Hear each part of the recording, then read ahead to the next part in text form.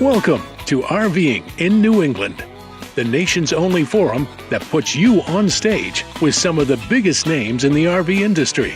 This program is brought to you by Lee's Family Trailer Sales and Service, one of America's fastest growing RV dealerships. And now your hosts, John DePietro and Bob Zagami. And hello, everyone, and welcome to Wednesday Night Live. My name is John DePietro, and it is a pleasure to welcome you here. We've got a great show lined up. And ladies and gentlemen, as I speak, some people know exactly how many days it is until we can get the RV out. Some of you that are watching in the warmer climates have had the RV out all year, and some of you that are in the mid-Atlantic states probably have it out already. So with that being said, let me welcome our co-host, actually our host, but co-host, whatever. When you have two hosts, I guess you have a co-host. His name is Bob Zagami. He's up there in the top left-hand corner. And Bob, we've got a special guest tonight. Let's tell our audience who we've got. We do. This one's kind of unique. We got Ryan Hadley, and he is an independent and mobile RV tech in Holden, Mass, who was actually, and I know he's a good tech because he was smart enough to get a hold of us and ask us about NERVDA. So John and I had breakfast with him about a month or so ago, and he joined NERVDA as an associate member. And he's got some aspirations of building his company. He certainly knows a little bit about this stuff. So, Ryan, welcome to the show, and tell everybody a little bit about yourself. My name's Ryan. I've been in business for myself for a couple of years now. I've been around the RV industry for probably about 15 years. Just a small independent mobile RV tech. I travel New England, working on people's campers at their houses, campgrounds, wherever they may keep them, wherever they want me to go. You know, it's an interesting thing about the mobile RV techs. You know, for a long time, our RV industry, personally, I don't think gave them enough credit for being out there, and they viewed them as competition. Do you view the dealers as competition? Not at all. I view the dealers, a lot of the dealers, as that we should work together. I do work together with a lot of local dealerships around the area. At this point in time, with camping blowing up the way it is, these dealers are getting so backed up with their service that they can't handle it all. And that's where a person like myself comes in, where we can work together and make all their customers happy and my customers happy. Mm-hmm. Yeah. So Ryan, I think it's important to point out that you said you've been in the business 15 years. That means you started when you were what, about 7 or 8? No, I was 9 actually. You were 9. Okay. So your family's had, they've been in the auto business and the RV business. So you kind of learned there and then kind of branched out to your own business. Yep. Let me ask you this point. This is the time of the year, and I alluded to it at the opening of the show, that people are really starting to get antsy about getting their RV back going again. If you assume that in the northeast part of the United States, and actually right all across the northern part of the U.S., if you figure April as the start of the RV season, what are some things that people should be looking at right now that they can do on their own? They don't necessarily have to call you unless they find a problem, but what should they be doing on their own right now as we speak? Well, I mean, one of the things I suggest is if your RV's been sitting all winter, which most of them here in New England have been, to go out to it and turn your propane on and check, start checking all your major appliances. It might be a little too soon to put water in it. I wouldn't suggest putting water to it yet, because there still could be some cold nights. We might have, the weather in New England right now between March and even middle of April is a little iffy. So I would wait on putting water in it. But I would, maybe turn your refrigerator on, plug the unit in, turn your refrigerator on. You can fire your water heater, just don't leave it running for a long period of time. You can turn on your furnace, make sure the furnace is working properly. If it's a nice, decently warm day, you can turn your air conditioner on, make sure that your air conditioner kicks on and is working properly. let the appliances that you can cycle. Leave your refrigerator on for a while. Make sure it's still getting cold. Another thing I suggest is walking around the unit. Look at your ceiling. Make sure there's no signs of water leaks from the snow if you don't cover it. Check. Make sure there's no mice remnants around or anything like that. Just to kind of walk around it, give it a once over, and if you see anything out of the ordinary, take a better look at what you're looking at and go from there. Yeah. Okay. We've got several of our viewers have already. We've already started getting some commented. Good questions. Let me just run down and let you know who's out there so that you get a sense of our audience. And then Maria's got a good question. I told you the engineer would be on, so Walter Swenson's there. And Walter, I understand you already made a phone call to him for a local thing. Just so enterprising, he reads the announcement today, and he gets on the phone with Ryan and gets something scheduled there. Jim Conboy owns New England RV Roof. Man, I almost forgot him, down in Plainville, Mass. He does a lot of roof repairs. Maria's on again tonight. Hello, Maria. Kevin Hawkey, our Northeast Regional Rep for Keystone Cougar. And Kevin, do you know where your other Kevin is tonight? Just type me a note. Just say yes or no, Kevin, if you know where the other Kevin is, and you'll know what I mean. Wait. Hold on a second. What? Does the other Kevin know that he's referred to as the other Kevin? Well, I can refer to both of them as the other Kevin. When you're referring to the other Kevin. Right. The other Kevin's Kevin Bostrom, the VP for the Northeast region in New England. And so, Kevin, I don't see a yes or no yet. Bump, bump, bump.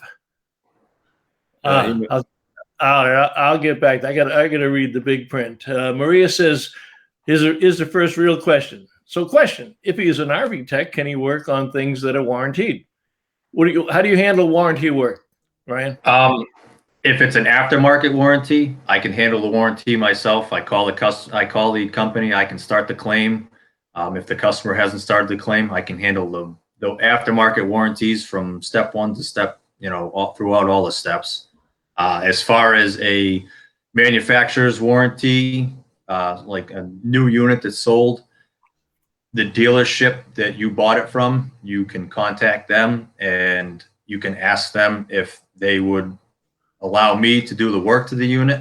And if they would, then I can complete the work, and I can either bill the dealership, or the customer can pay me and they can bill the dealership themselves. But either way, the job gets done. The job gets done. Either way, I can handle the job, as long as, when it comes to selling a new one, as long as the dealership that's sold, they can contact me. I can give them all my information, and we can figure out how they want to handle it. I've done. That ties into Jerry Plant's question. Jerry says Jerry's with Major's RV down in Cape Cod. Yep. And we get calls from mobile techs all the time. Not everyone can move their camper to bring it into the shop. So question back for you, Jerry, what do you do when you get all those calls? And can we get Ryan on your list of approved people after you grill him and figure out that he actually does know what he's doing? Chris Andro's on. He's one of the owners. The Andro family owns Hemlock Hill RV down in Southington, Connecticut. Scott Nichols is on. Hey, Scott. And Mr. Tim is on. Tim Christensen from Tim's RV in beautiful downtown Irving, Mass. Jerry, they don't have a downtown, Bob. Huh? They don't have a downtown Irving. You just drive through it, and when you go by Tim's, that's it. You're in Belchertown after that. Tim, the church across the street, the chocolate store, chocolate shop too. In the chocolate shop in the next building. Right, in the next building. Jerry wants to know how far you will travel from Holden. We travel to Connecticut, Rhode Island. We travel to Lower New Hampshire, Lower Maine, and Vermont, and Western Massachusetts. How about the Cape? Yes, we do the Cape as well. Okay. All So right, Bob, I think it's important to point out. Jerry wants your phone number. I'm going to put it up here. Yeah. I'll type it in, Jerry. Let me see what else we got. Audrey Foley. Good evening, Audrey. She says, do you do inspections and issue stickers? I'm going to say probably no, but I'll let you answer it. I don't do stickers. I can do like a pre-sale inspection if you're looking at a unit somewhere and you want somebody with a trained eye to go look at it and inspect it for you. I can handle that. I think she may have been referring to state inspections to get the Oh, sticker. all right. Yeah, no, we don't get involved in that. You know, but Majors does. Jerry does. Majors does. Yeah. Not every inspection place does because they don't have the height clearance. But Okay. I don't think that. I think Audrey. I think that's what she was thinking. Okay, Chris Andro says, Ryan, how do we get you set up as a sublet for Hemlock Hill RV? I will get you all of his contact information for you. I'll type it in if John wants to take a break and ask. Can you see Frank's comment, John? Frank. Speaking of mice. Yeah, speaking of mice, I So sprayed do that. rodent I'm sheriff. gonna type this information in below here. Okay.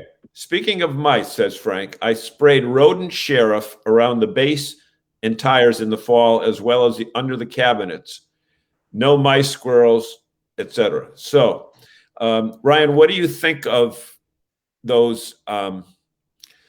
Say that guaranteed mice, guaranteed no mice. Well, what's your thought on that? my belief is nothing's a guarantee.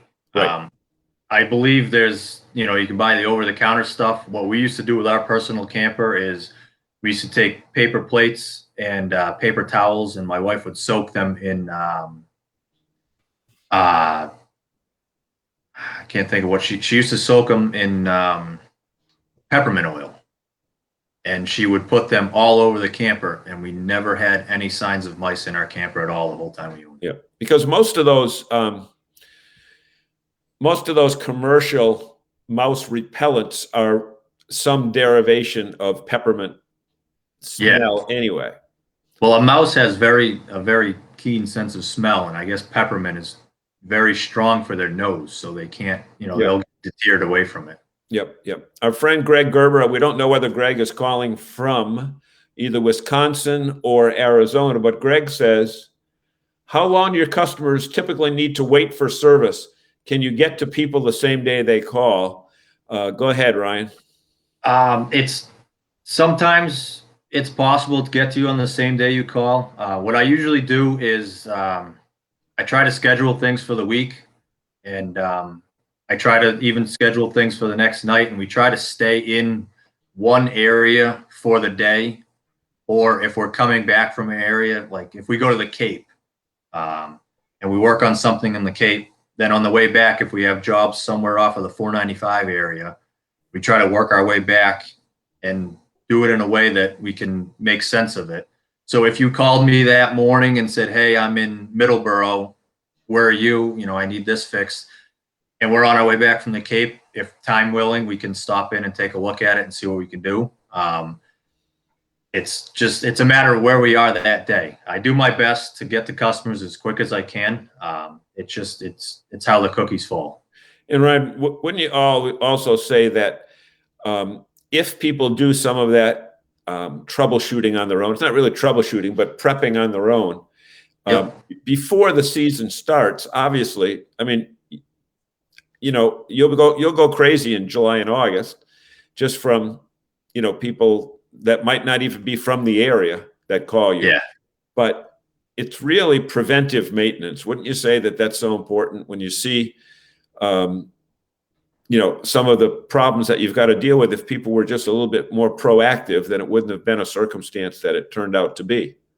Yeah, exactly. I mean, one thing, on top of what I suggested about taking a look at, your appliances and all that stuff is getting up on your roof if you have a ladder and you feel safe to get up on your roof, walk around, take a look at your seals, take a look at your vents. If you don't cover your trailer, take a look at, the seals, the vents, the covers, everything like that. You don't know if over the winter a piece of ice could have fallen off a tree and broke a vent.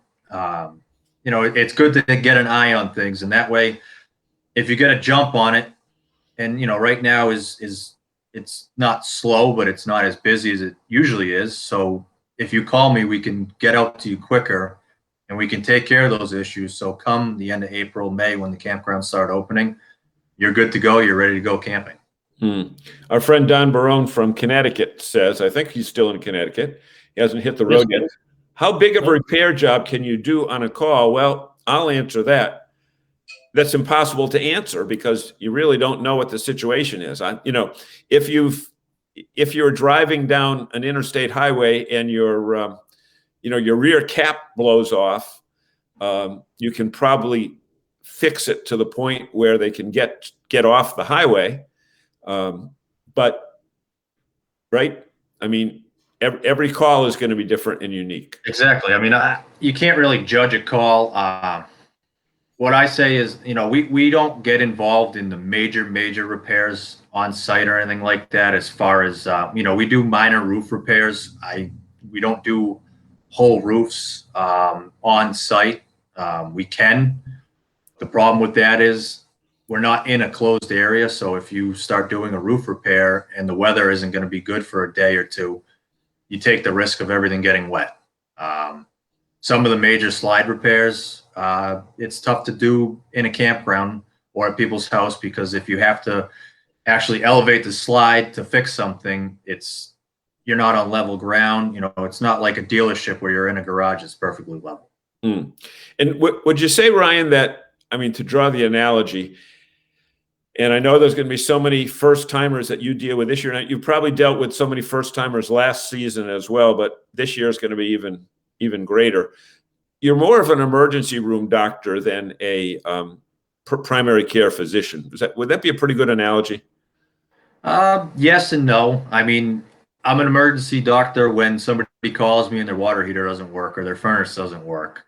But I can be a primary care doctor as far as somebody calling me this time of year and wanting me to go over there and inspect their trailer and, see what it needs, see if it needs anything for the season.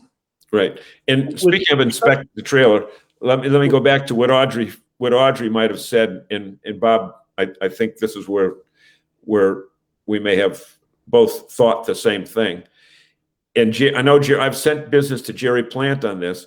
If someone is considering buying a unit, okay, whether it be a brand new unit or a pre-owned unit, and whether they are a seasoned RV owner or as green as they can be, will you provide a service where you do a walk around and check X number of items to make sure that it's a sound and stable unit? Yes, I do. I've done last year, I think I did about probably a handful of inspections from, I did a 2019 Class C RV from, and then I also did one for a gentleman that was buying a 2003 fifth wheel camping trailer that he just wanted to put on a site. Do you have do you have a set price, like for a spring inspection or fall inspection before they close up? You have a set number of items? I don't have a set. I have my road call fee and then the hourly fee while I'm there working. The only set fee I have is in the if you want to call it a deal, is in the fall time for winterizations. Okay. Lisa Tabacoli says, if one lives in their RV, what would the repair maintenance look like per year? So I think she wants kind of like a ballpark, how much things could go wrong and how much would she spend per year if she's full-time and living in the RV? It's tough to tell exactly how much you'd have to spend on your RV. I have a lot of customers that do live in their RVs for the winter. And I have one customer, I've been out to him probably 6 or 7 times this winter alone, just for, just little issues here and there, from, his heater not working to his water heater leaking to stuff like that. I've had a couple that, one and done calls. So it's you still have to keep up on the same maintenance, whether you live in it or not.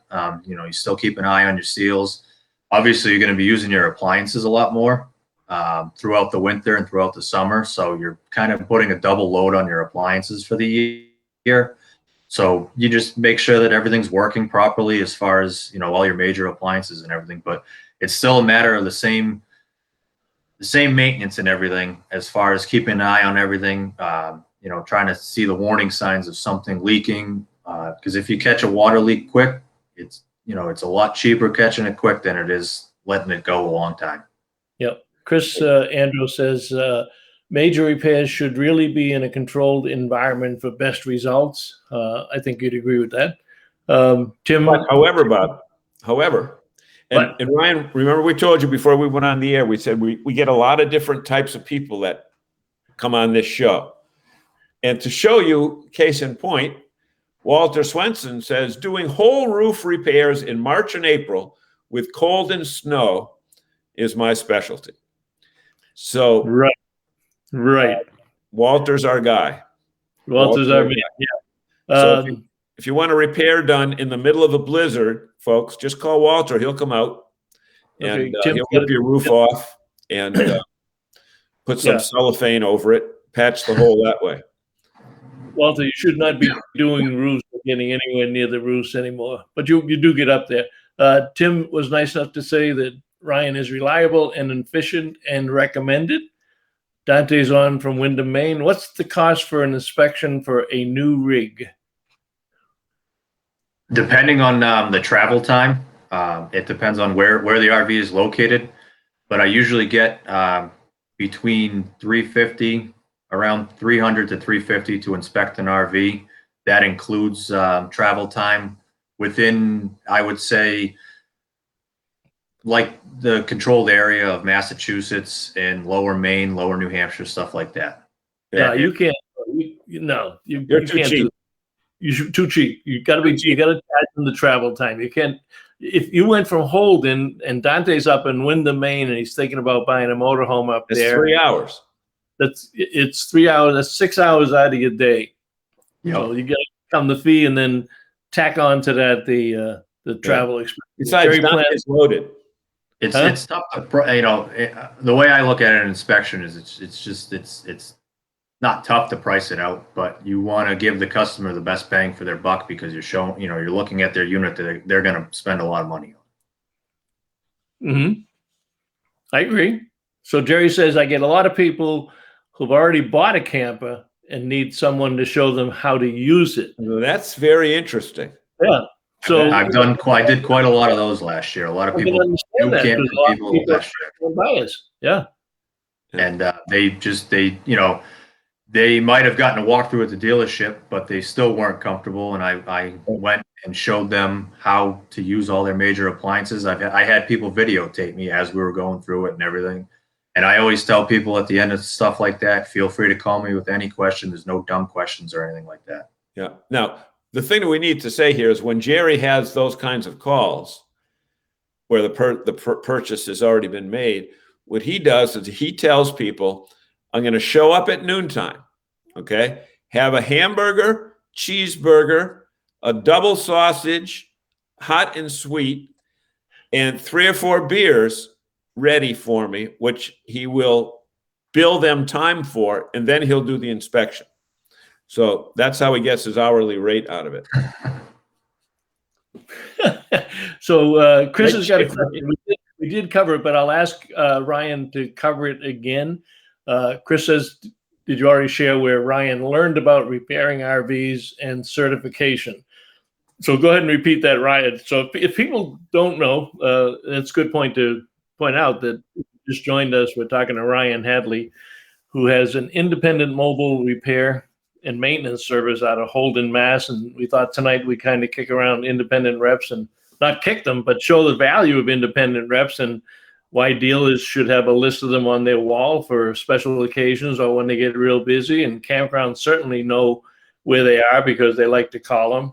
So let's see. So go ahead. Chris also says he gives a 2-hour class to every customer, and it's a must. He doesn't even give them the keys unless they sit in on that session. But answer his question, if you would, Ryan, as far as your experience and how you learned so much about RVs. I worked in the RV industry for the past 15 years, used industry, and I just learned by working on them, figuring out what was wrong with them. Basically just kind of figured it out on my own as we went. My family owns a dealership, and I just learned as I went, got a lot of advice from other people, and just one of those types of deals where it's just something that when I started working on them, it clicked. I had automotive history before that, and I started working on the campers and really enjoy it. And I knew it was something that I wanted to do. And you mentioned earlier to call us. Right. And you mentioned earlier something when we sat down to meet. I went to school with your daughter. What was that? I said, and the first thing Ryan said on the day we met to talk about NERVDA is, I went to school with your daughter, meaning my daughter. So it makes me feel kind of old. Now I'm working with kids. I want to stay on that experience end of it. So I asked Ryan, because we did learn when we had breakfast with him, the TRIC. Tell him what TRIC stands for, Ryan. TRIC is when I first started this company, my wife and I were sitting at the dinner table thinking of a name to come up with for the company. And she suggested, why don't you do something with the kids' initials? And I have 4 children. So I wrote their name down and I came up with TRIC, TRIC. It stands for Tyler, Ryan, Isabel, and Caden. Those are my 4 kids. And when I asked you about your email address, so I did post up there is Ryan's telephone number and email address. It's Hadley1284. So being the brilliant person that I am, I suggested that must be the age of his kids. To which you said, no, that was a year. And that was back before I had all the kids, and I used to drive a race car, and that was my racing number. How the hell do you get 4 numbers on a race car? What was that? How the hell do you get 4 numbers on a race car? We drag raced, so we had numbers. It was actually my father's old racing number back when he raced in the late 80s, early 90s. Yeah, and I thought that was your birthday. Nope, I was born 2 years after. Audrey says, if we're out of warranty and have appliance issues, fridge, stove, otherwise, do you deal with that stuff? Absolutely. Go ahead, Yes, Ryan. absolutely. Tell us. Yeah. If you're out of warranty, you don't. I just bill you direct, and you pay for the parts and the labor and the road call fee. Yeah, and they're in Grafton, so they're right in the area. John, somebody took a shot at you from Connecticut. John, anyone who eats SpaghettiOs is old. Thanks, Chris. See, Ryan probably doesn't even know what SpaghettiOs are. I'm trying to find out. I'm trying to find out how this whole SpaghettiOs thing started, because I don't think I've ever eaten those in my life. And well, I said that, but you do eat that Chef Boyardee stuff, so you can't can't deny that. That's the thing. So wait a minute. Let's get one thing straight here. Chris says we give a 2-hour class to every customer. It's a must. Now, let's talk to our audience directly with this. Remember the day that you picked up your RV, whether it was new or whether it was used, and you had a little walkthrough.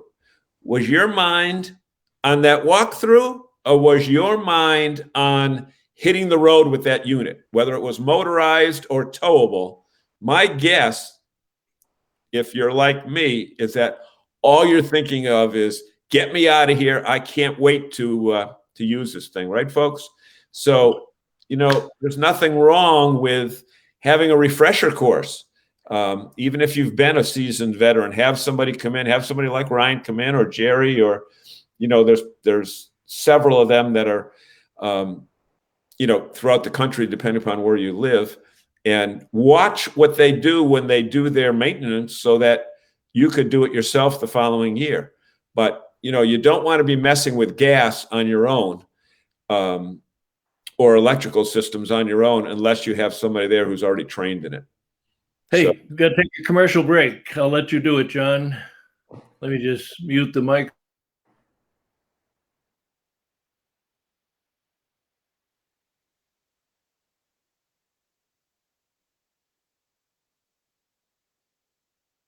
Some new new stuff happening at Lee's Family for 2021, like their huge show yard expansion for more units and plenty of parking. Over 500 additional units arriving, including Wildwood, Grand Design, Cougar, and Montanas. 150 motorhomes like Winnebago and Echo are arriving. Go see them on Route 302 in Wyndham and at leesfamilytrailer.com, the fifth wheel capital of New England. Love how it feels in your home on wheels from Lee's Family Trailer.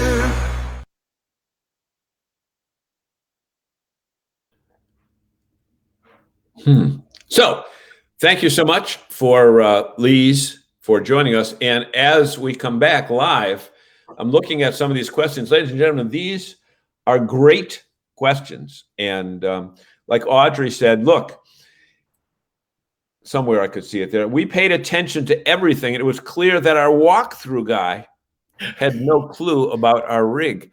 And I'm shocked. that's unfortunate, but keep in mind, there are some circumstances where the walkthrough guy is not the salesperson, and the walkthrough guy might have 10 deliveries to do that day. And in order to get them all done, he or she has to move quickly. But folks, it's my opinion, and I'm sure Chris, as a dealership and an owner person, would say that the dealership has the obligation to answer any question that you have, because they don't want you walking out of there bewildered, and they certainly don't want you calling them back, the second day out saying, tell me about this. So proper planning prevents poor performance. How's that? Proper planning presents, you know what I mean? Yeah. Okay. Sure. 15 minutes. Walter says his walkthrough was 15 minutes and overwhelmed by the height of the fivers back then. Okay.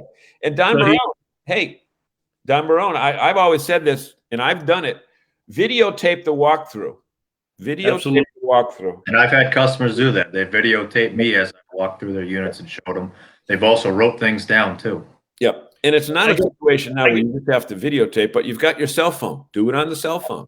I have another suggestion. I had lunch today with somebody who just bought a new travel trailer, and I was telling him about videotaping the walkthrough, and then it dawned on me. I said, no, do it on your phone, but not only do it on your phone, but do separate videos. So when they're talking about the refrigerator, just do that. So you don't have this long video that you have to go through to get to the thing. So do small segments on your phone for each of the appliances and the electrical and the fuse box, and that way you have them. You can label it on the phone and do that. Yep. Hey, the other thing though is don't do a Facebook Live when you're doing a walkthrough, because it might freak out the person that's doing the walkthrough. So Chris says, Ryan, where do you get your parts? So go ahead with that. I have I get a lot of my parts from NTP Stag. I just signed up for Folin Sales out of upstate New York. If it's stuff that I need right away, and like I have a job that day or the next day, Flag RV. If I'm in the area, I've gone to Tim's RV in Irving to get parts, and Timbuktu in Auburn. I've gotten parts. I get a lot of parts there as well. Just depends on the scheduling, and if I can pre-order the parts, or it's a job that I went and diagnosed and it's within the local area, and I know I can just go diagnose it and come back the next day or the day after and fix it, then I'll order them through my distributor. If not, I wait and I'll go, and I try to bring a lot of parts with me. The truck's pretty stocked up. I try to talk to the customer to get an idea of what's going on with it, so that I can run it through my mind and say, okay, well, it kind of sounds like this. So, if it's a heater, I'll bring, a control board, a sail switch, thermal cutoff switch, a burner, stuff like that. Because, just so that I get there and I don't have to run around and try to find parts. Right. Bob, here's what I'm thinking. I see Chris has been very vocal tonight, and Chris is a dealership. Hemlock Hill is down in the Waterbury, Connecticut area. But like so many of our NERVDA dealers, they sell throughout New England. Okay.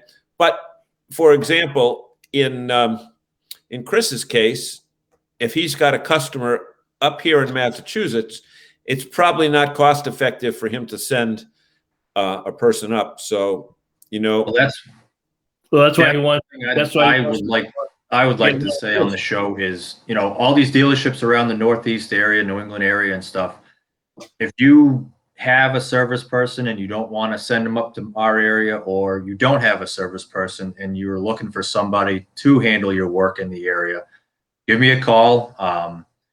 I'd love to be that guy, the go-to guy for you. And around the area, if you have a customer that's in our area, I'd like to be the person that you can call and help. Like I said in the beginning of the show, I'd like to have a relationship with all the dealerships around the area. I don't want to look at anybody as competition. I don't look at any of these dealerships as competition. I look at them as we can work together and both make ourselves happy and make the customers happy. Yep. And Chris just wrote, we sub out, John. That's why I need a lot of Ryans. But Chris, I'm sure that it's very important that when you sub out, the customer might not know that. So they're going to be paying Hemlock Hill. So it's vital that the person that you hire is of the same quality and standards that you've developed at the dealership for so many years. And, I think that's important, and I'm sure you recognize that as well. Well, that was for our fans out there. That was one of the things, again, if you weren't on at the beginning of the show, we didn't find Ryan. Ryan reached out to us as NERVDA as he started. He's had the company now for a while, and he was smart enough to recognize that NERVDA knew some people and knew the dealers, and asked if we could have meet. So we had breakfast with him and talked about it. And what we liked about him was that he's got a very good customer sense, business sense. Tell him a little bit about your customer philosophy. And I think this is what endeared us to him. And he joined NERVDA as an associate member, and actually is the only independent rep, mobile rep that we have right now. But I would love to have a lot more, because with service being the way it is, and most of our dealers needing technicians. And as I was telling the fella I had lunch with today, stop and think about it. Between last year and this year, we're going to put 1 million new RVs on the road. So give them your philosophy as far as customers and why you wanted to have your own business and why you're so proud of having your own business. My biggest belief with customers is a one-on-one relationship. I don't have an office phone. My business phone is my cell phone. You can call me. We can talk direct. I don't have anybody else handling the booking. I do everything. It's a true family business. My wife does all the bookkeeping, does all the, QuickBooks stuff as far as the accounting and everything. And I run the office. I run the parts department. I do everything there. And I believe on a one-on-one basis with the customer. I'm not going to lie to you. I like to be 100% honest and have a relationship where you're going to call me and I'm going to be your go-to guy from the first time I come and fix your unit. I believe in once I fix something on your camper that day, I like to wait around a little while extra to make sure that it's working properly. Even if I have to stay a little while longer, I'm not going to charge you, an extra 15, 20 minutes to make sure that your heater goes through a couple cycles, or that your air conditioner goes through a couple cycles. I like leaving a job knowing that you're happy, knowing I'm happy, and knowing that the next call I get from you is going to be a call for more work and not a call back because something went wrong. Things do go wrong. You can't control that. And if they do go wrong, I try my best to fix what happened or to take care of the situation. Well said. Don just sent me a private message, our friend in Connecticut. He wants to know if you fish. I wouldn't call myself a fisherman. He wouldn't allow you. It's an angler. Don covers the Bassmaster series for Bassmaster and a couple of other people. He's an incredible writer. And he sent me a text message because a lot of the guys have RVs on the tour. He says, if this guy wants to travel with me, we get him a lot of business on the Bass tour. So No, he wants to build up New England, Don. So when they come into New England or New York, he could go over that tournament in New York, and they could hire the weekend to be there to do fixture. That brings up another question. What do you do? Or have you done anything? I'm surprised Walter hasn't picked up on this yet, or Audrey. Audrey goes camping with a group of people.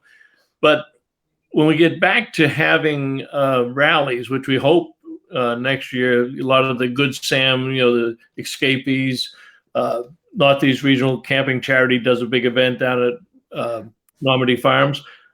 Do you ever get requests? Does somebody ever call you up and say, look, we're doing a rally on Saturday and Sunday, and we don't want to have to call you. So can you come down and, camp with us? And if somebody needs a repair, be available to do repairs. You ever get any crazy requests like that?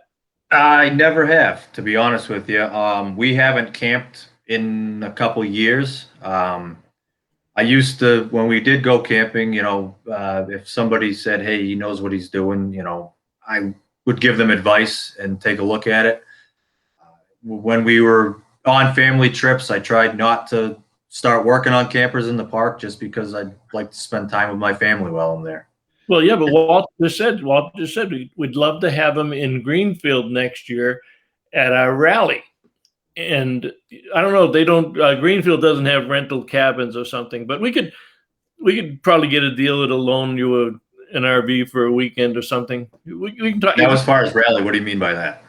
They get together, a bunch of campers get together, and they have potluck dinners. They have entertainment, they have sports, and they get 75 to 100 people there, and you're available, and you would charge them, as individuals.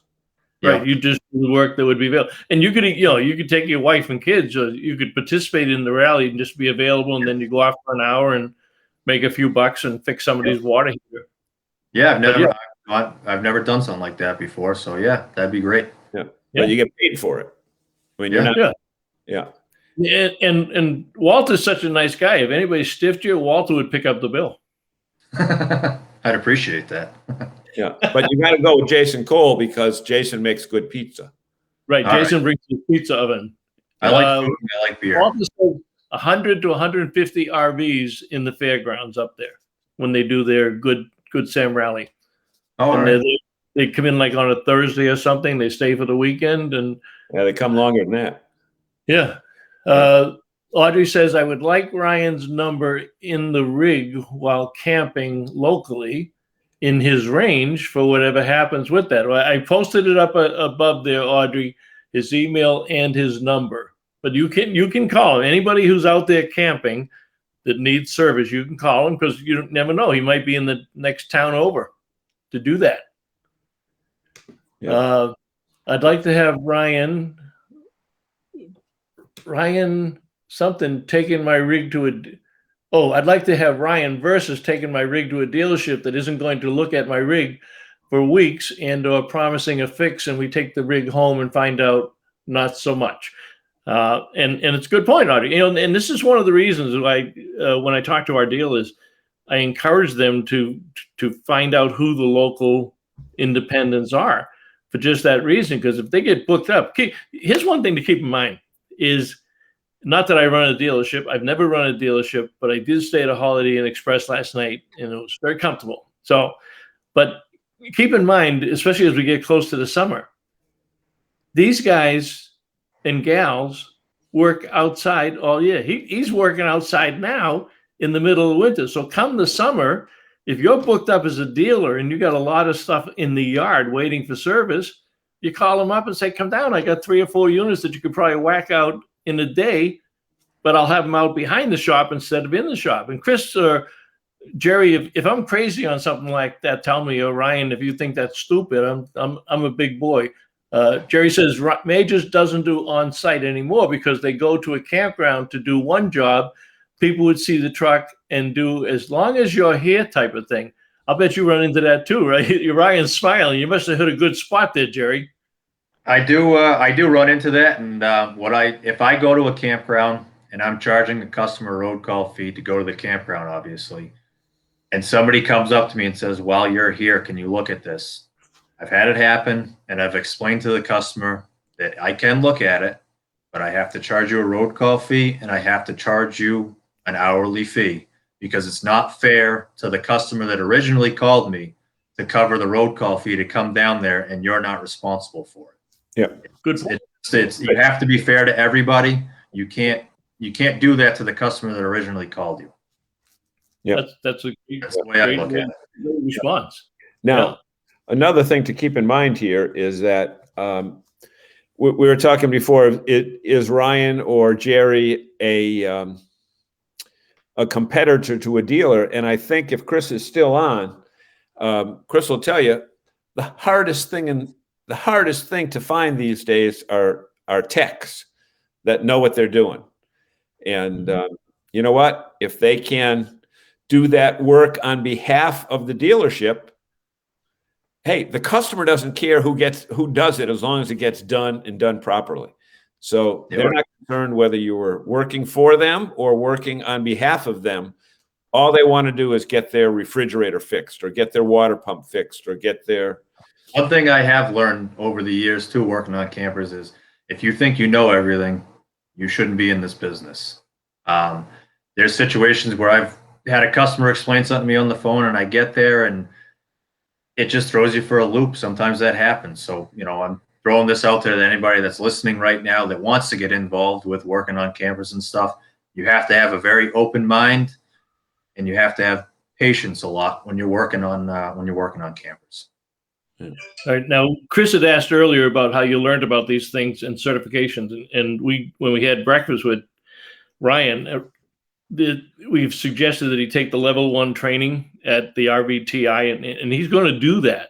But as I said to you, Ryan, you'd probably be able to test out of that, because that's the basic level, but that would give you a certification from industry authorized, and people are going to look at that. And quite honestly, if you're going to work for dealers, I think the dealers will want at least that level. And you, like I say, you'd probably ace the test without going to the classes. But when you talk to the folks at RVTI, you'll see what I mean there. Walter says, absolutely, we'll take care of him for sure if you go out to Greenfield. Oh, and they have lobster. They have lobster too. Okay. And Chris replied to my comment before about not be a competitor, but a partner. So, the whole thing that's going to happen in these next couple of years with all these new RVs coming into the marketplace is you're going to find repair situations that are necessary, not because a product didn't work, but because of user error, where the user didn't do it properly and messed it up. And, when you hear some of the stories, I know when I've been down to Majors and talked to Chris and a few of the other people down there, some of the stories that you hear about mistakes that first-time owners have, you say, well, how could they ever be that way? But they are. And I fixed a lot of awnings last year for people leaving them out in the rain. Something fixed one for a girl who drove off with her Class C and forgot her awning was out and hit a tree with it. So there is a lot of mistakes for first-time people, but everybody makes mistakes, and that's what we're here to, we're here to help and fix those mistakes for you, and you learn from them. Yeah. You always see the people driving out of the campground with the TV antenna still stuck up, but now they have antennas that you don't have to crank them up so high that it's not an issue anymore. But in full disclosure, it's not always the newbies. That's true. 3 or 4 years ago, I was doing a product review for one of the manufacturers and for one of the magazines, and I got distracted breaking down and getting everything done. And I did the walk around and somehow I missed it. My awning was out, and I am driving out of the campground with my awning down, and all of a sudden some guys, give me this. And I came within a foot of taking that awning off. And this is a borrowed, this is a loaner motorhome that I'm supposed to be doing a review on. And I came within about a foot of tearing that awning right off of it. And I'm supposed to know what I'm doing. Supposed to know. I said everybody makes mistakes. Walter says, "He must be running long tonight. He's already at 4 miles on the treadmill." No, Walter, we're we're not long at all, but No, you got about 9 minutes left. you're getting faster. See, Walter's he watches the show now while he's on the treadmill. That's better than sitting in front of the TV with a beer, I guess. Yeah, but he doesn't say whether the treadmill is on or off. That's true. That's true. So what other things? How about campgrounds? I know most campgrounds have a list of independent reps. Are you connected to, or are you available to campgrounds? Because we can certainly put you in touch with them. What are you doing in the campgrounds these days? I'm not directly connected to any campground per se. I have a lot of campgrounds especially within my area, that majority of the people in these campgrounds call me just because I've done jobs in there, and the word of mouth process. And every time I've done a job at a campground, I ask if I can leave business cards on the front desk. So I'm not a go-to person for any campground, but I do a lot of work for people in the local campgrounds around here. You've got a very good business sense. You got good work ethic and a good business sense, and you're gonna do great in this business. That's for sure. You already done great in terms of having your own company. I appreciate that. And we need new blood, because the people that have been doing it for 25 years, 30 years, you know what?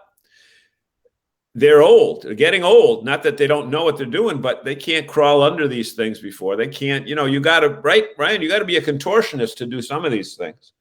Oh, yeah. I'm going to send you, I had an email this morning, a very nice email. I'm going to send you Bob Cook's information. Do you know Bob Cook? No, I don't. Bob is up in Salisbury. It's Bob's Mobile RV Service. Bob, I think, is 80 now. Yeah. And doesn't want to leave the business. And he's got the same kind of attitude as you towards his customers. And he's tried over the years to bring younger techs in, and they just didn't have the gumption to, really build out a business or something. But he saw the announcement this morning, and he was delighted with it. He sent me a really nice note. Loves what we're doing for NERVDA. But here's a guy, and I think Bob is 80 now, and he says, yeah, I'm still doing some work. But he has tried he comes to a lot of our training classes. He's tried over the last 10 years. He's had 3 different young guys in there, and they said, man, they just don't work like I work. I mean, here's a guy 80 years old, and we see that. We see that in carpenter. You see it home building and see stuff like that. Yeah.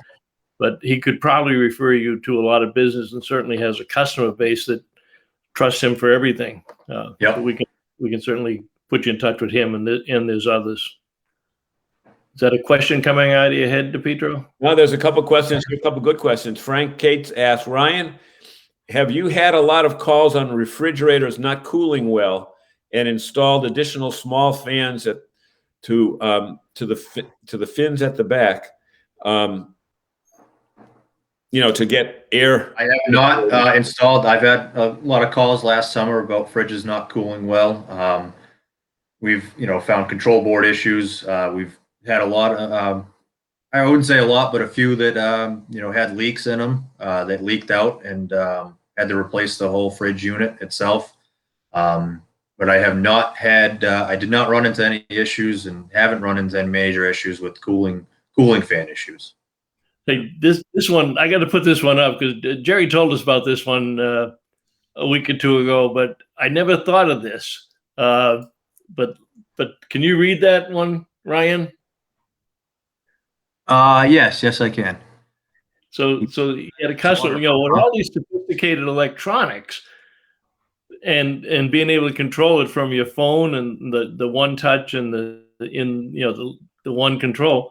Somebody actually butt dialed their water pump and flooded their RV while they were away. I mean, that's some high tech service work. Yeah, I've heard of customers. I haven't run into, but I've heard of customers that have obviously left their water on in their camper all weekend at the campground, and they've gone to the beach for the day and come back and their camper's flooded because a faucet broke, or a line going to the faucet is broke, and they weren't there to see it. And next thing they know, they pull up and there's water pouring out of their front door. Mm-hmm. Yeah, that's not nice. No. Because if it's got to the point where water's pouring out the front door, it's saturated inside. Yep. You have a swimming pool now, not a camper. That's another big issue with people that hook up at campgrounds. Do they keep the city water on all the time, or should they fill their tank and use it that way? I mean, it's one of those. It's like VHS. Catch-22.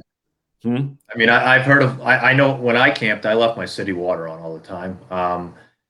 I just never really, I've checked everything out in my personal camper and never thought twice about doing it. I hear a lot of people that every time they go out for the day, they shut it off.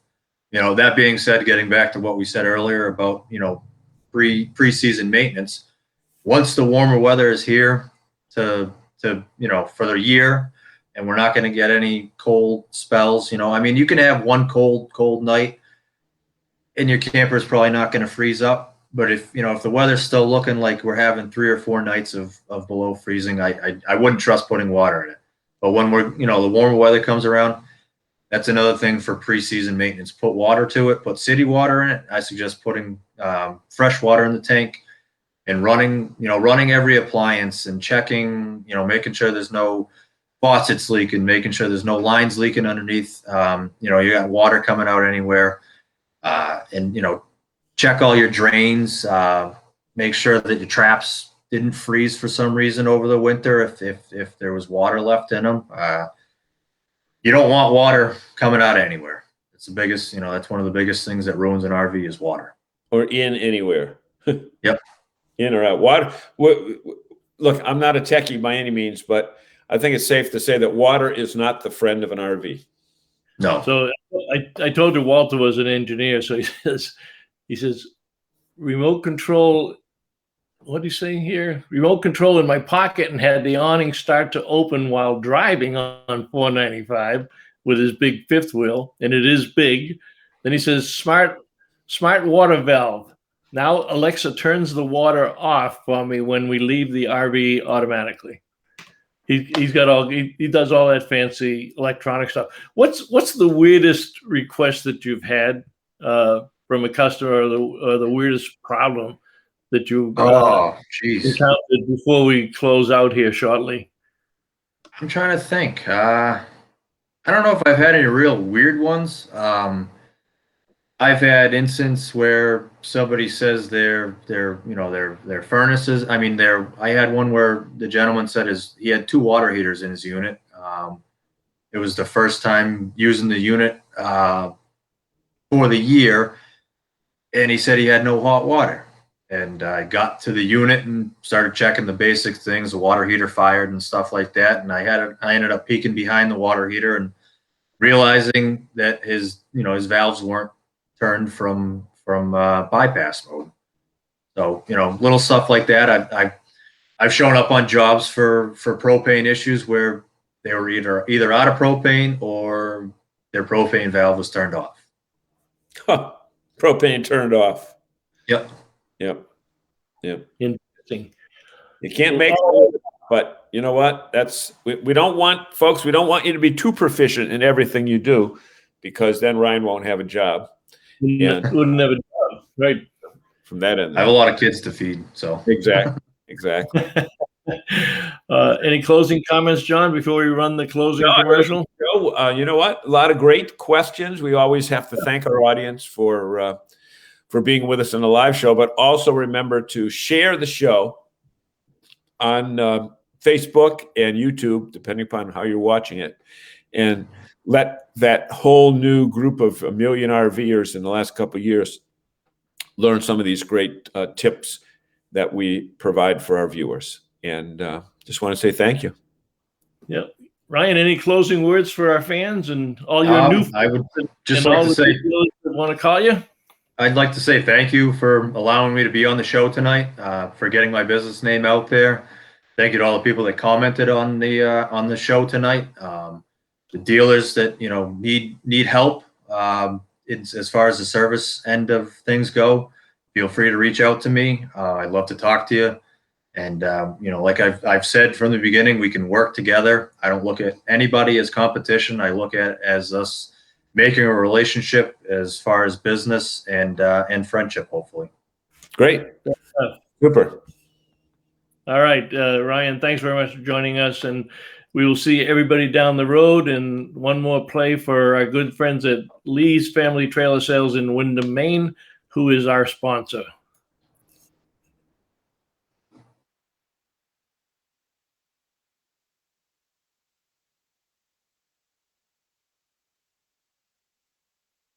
This edition of RVing in New England was brought to you by Lee's Family Trailer Sales and Service, one of America's fastest growing RV dealerships, and was a presentation of the New England RV Dealers Association. Thanks for watching, and be sure to like us on Facebook, YouTube, and Instagram.